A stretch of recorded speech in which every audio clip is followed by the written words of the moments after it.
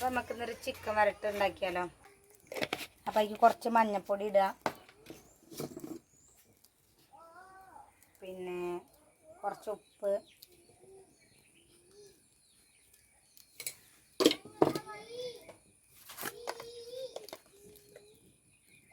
കുറച്ചിട്ടോ പറ്റ കുറച്ച് മുളക് പൊടി,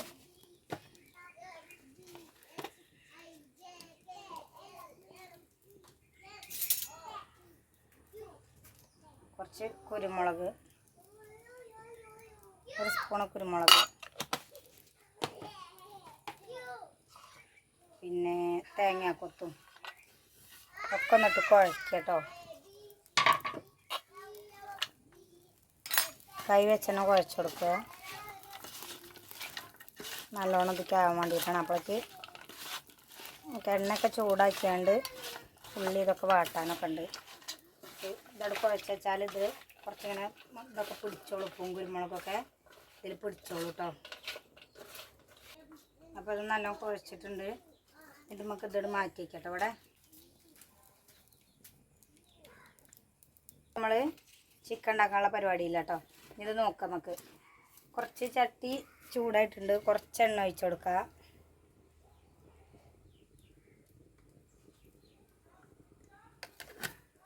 കുറച്ച് എണ്ണ ഒഴിച്ച് കൊടുത്തിട്ട് അതിലേക്ക് ചെറുള്ളി കുറച്ചധികം എടുക്കണം കേട്ടോ. അതും ചേർത്ത് കൊടുക്കുക.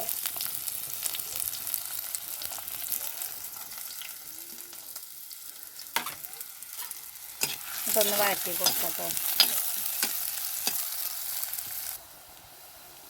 അപ്പോൾ ഉള്ളി ഏകദേശം ആയിട്ടുണ്ട്. ഇനി നമുക്ക് അതിലേക്ക് വറ്റൽമുളകും കറിവേപ്പും ചേർത്ത് കൊടുക്കാം കേട്ടോ.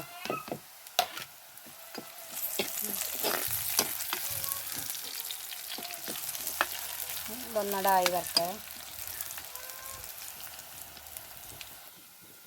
അപ്പോൾ ഇത് ഉള്ളിയും മുളകും കറിവേപ്പും ഒക്കെ ആയിട്ടുണ്ട്. അപ്പോൾ നമുക്ക് ഈ കുഴച്ച് വെച്ച ചിക്കന് ഉപ്പും മഞ്ഞൾപ്പൊടിയും കുരുമുളകൊക്കെ ഇട്ട് കുഴച്ച ചിക്കനിക്ക് ഇട്ട് കൊടുക്കാം കേട്ടോ. ഇത് നല്ലോണം ഒന്ന് മിക്സ് ചെയ്ത് കൊടുക്കുക.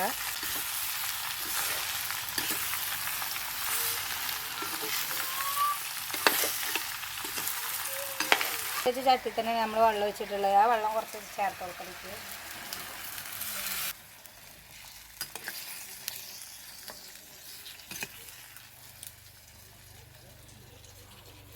ഇനി ഒന്ന് വേവട്ടെ.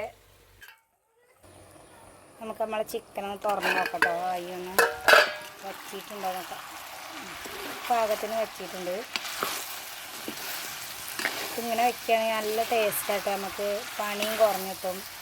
ഇഞ്ചി വെളുത്തുള്ളി അതേമാതിരി വലിയ ഉള്ളി തക്കാളി അതൊന്നും വഴറ്റാനും അതിനെന്തിനൊന്നും നിൽക്കണ്ട. അങ്ങനെ ആകുമ്പോൾ നല്ല സുഖമാണ് ഉണ്ടാക്കാനും അതേമാതിരി കഴിക്കാനും തന്നെ നല്ല ടേസ്റ്റാട്ടോ.